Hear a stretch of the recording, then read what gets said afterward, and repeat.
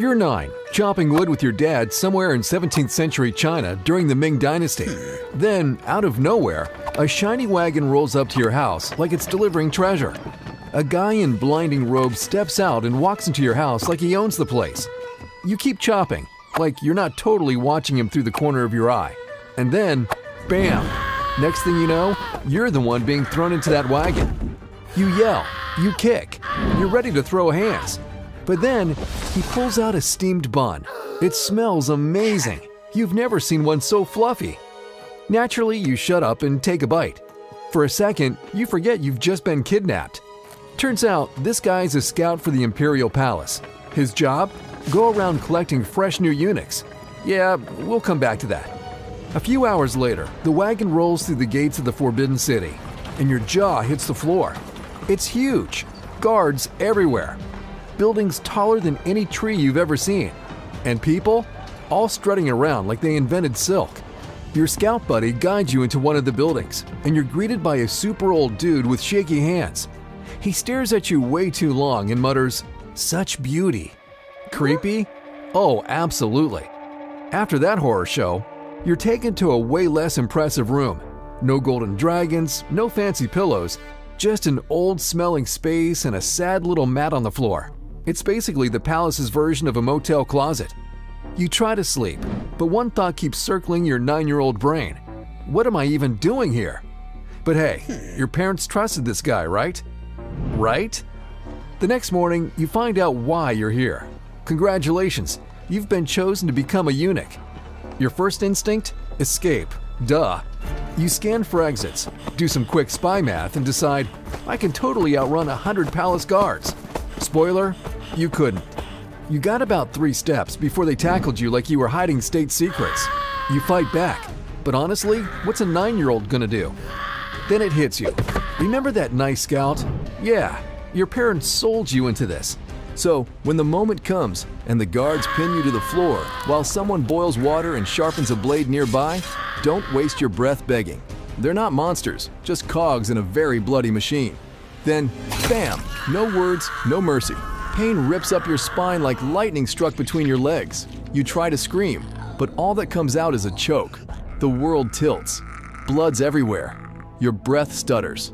And the worst part? You don't black out. You feel every second, every stitch. And just like that, your fate's soaked in wine and lime. It's over in minutes, but the shame sticks around longer than the pain. You refuse food. You cry until you physically can't. You're 9 years old and your childhood just got a hard reset. When you're first ordered to carry water through the palace halls, the concubines notice. They cover their mouths, giggling behind silk sleeves. Half boy. One hisses, another smirks. Not even that. That laughter cuts deeper than the blade ever did. But guess what? No one has time for your breakdown because you're now officially a eunuch. Congrats! Time to get to work. You get tossed into the Zhaofengsi, where eunuchs learn to sing and dance to entertain the emperor. Yup, this is your life now. Less ninja, more K-pop trainee with a traumatic backstory. A few days in and you already hate everything. Your teachers? Sadists in silk. You're forced to learn to dance, play multiple instruments, and, worst of all, sing in falsetto like a glass-breaking songbird. Seriously, who the hell teaches a guy to sing like that on purpose? 3 grueling years go by in a blur of sore muscles, shouted corrections, and shared foot fungus. But somehow, you're considered ready. Ready for what? Your first big performance. A banquet. For the emperor. It's held at the Palace of Heavenly Purity, which sounds peaceful until you realize it's actually just a high-pressure talent show with your life on the line. Drums are pounding. Flutes are singing. Some guy's playing the pipa like his fingers owe him money. The whole room glows from the lanterns, flickering off golden walls like you're inside a jewelry box. Then your group gets called in. You march in, stomach doing flips, sweating through layers of expensive fabric. Oh yeah, forgot to mention, you're dancing tonight. If you trip even once, that's your entire career, and maybe your life. Done. But surprise, you crush it. Every spin, every step, every dramatic hand gesture is on point. You sneak a glance at the emperor. He's nodding. You actually impressed him. Not bad for a kid who used to chop wood. Shockingly, the emperor asked to see you that night. This is huge. The emperor doesn't even make eye contact with most people, let alone call for encore performances. So you go, nervous, flattered, and mostly terrified. He tells you to dance, again, then again, then again. For weeks, this turns into a nightly routine, like you're the emperor's personal Spotify playlist. Dude is obsessed. Then one night, after your usual performance, the emperor tells you to stay. And when the emperor says stay, you don't get a choice. So, you stay. The next morning, something's changed. Everyone in the inner court is looking at you differently, like they know, which is weird because nobody saw anything. And yet somehow, they all seem aware that you shared the emperor's bed. And the weirdest part? They actually respect you now. The emperor calls you again the next night, and you're really hoping this isn't another round of, well, you know. But surprisingly, it doesn't go that way. Instead, you sit and talk about poetry, literature, philosophy. He even asks your opinion like it actually matters. Weird, right? Weeks go by like that. He's skipping banquets, ignoring concubines. Half the palace is whispering about it, and he doesn't care. Instead, he gives you all the gifts: silks, jade, rare books, the full imperial sugar daddy starter pack. You even get moved into luxurious new quarters, right next to the emperor. And everyone knows what that means. But here's the thing, not everyone's a fan of your glow-up. The ministers? Furious. You're not royalty. You're not a noble. Yet here you are, living large while they wait hours just to speak with the emperor. The creepy old eunuch? He thinks you're getting too powerful to control, which in palace language means you're officially on the should disappear list. Rumor has it they formed a faction against you. Secret meetings, long scrolls, whispered threats in hallways. But you're not into politics, so you do the reasonable thing. Completely ignore it. Big mistake. One day, your friend, another eunuch, pulls you aside, eyes wide. They're planning something, he whispers. You barely have time to blink. The next morning, a group of ministers storms into court, accusing you of embezzlement. They even bring documents, signed, sealed, and completely fake. But it looks real enough to ruin you. The emperor? Furious. Not just angry, disappointed angry. The kind of angry that makes him refuse to even look at you. And here's the thing, if he doesn't forgive you, you're not getting demoted. You're getting executed, like immediately. So what do? You kneel, right outside his quarters. Cold marble under your knees, all day, no food, no water. Just you and the silence of a palace pretending you don't exist. Finally, the emperor comes out.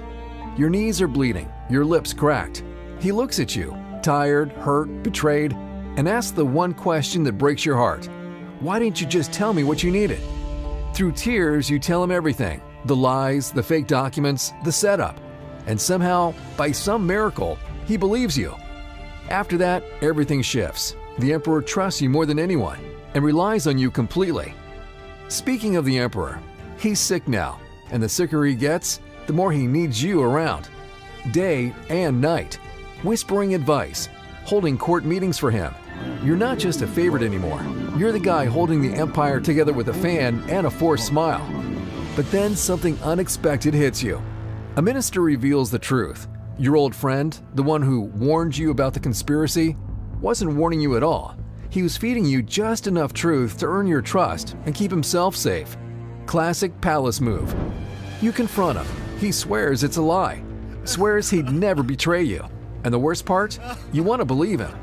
So even though every bone in your body says don't believe him, you do. You let him go because he's your friend. Big mistake? We'll see. After that, you weren't just another eunuch. You were the emperor's shadow, his confidant, his voice in meetings, sometimes even his bedmate. People didn't dare whisper when you walked by. They held their breath because he couldn't function without you. And then one morning, you wake up wrapped in silk sheets beside the emperor. He's half-dressed, peaceful, honestly, too peaceful. You nudge him. Nothing. Call his name. Still nothing. That chill crawling up your spine? Yeah, it's real. A few minutes later, the physicians confirm what you already know. The emperor is dead. But there's no time for mourning, no time for tears. You're not just his lover. You're a man surrounded by knives, and the only thing protecting you just stopped breathing.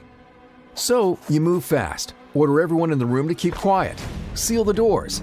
Send letters to your most trusted allies, people who owe everything to you, telling them it's time to secure the throne and your position. Then you go back to your quarters to plan. A few hours later, you try to leave, but the guards, the same ones who've protected you for years, step in front of the door. And then you see who sent them. Your allies. Correction, former allies. Turns out you weren't the only one making secret moves after the emperor died. While you were writing letters, they were sharpening knives. And now you're under house arrest as the empire decides who gets the throne. Every hour feels like a year. For the first time in years, that you're no longer the most dangerous man in the room. Then, one afternoon, someone steps inside. It's him, your friend, the one you spared, the one you told to run. And now he's here, standing in front of you with zero shame. Turns out, your recent downfall, the betrayal, the fake allies, the power shift, all him. He played you like a damn lute. You stare at him, speechless.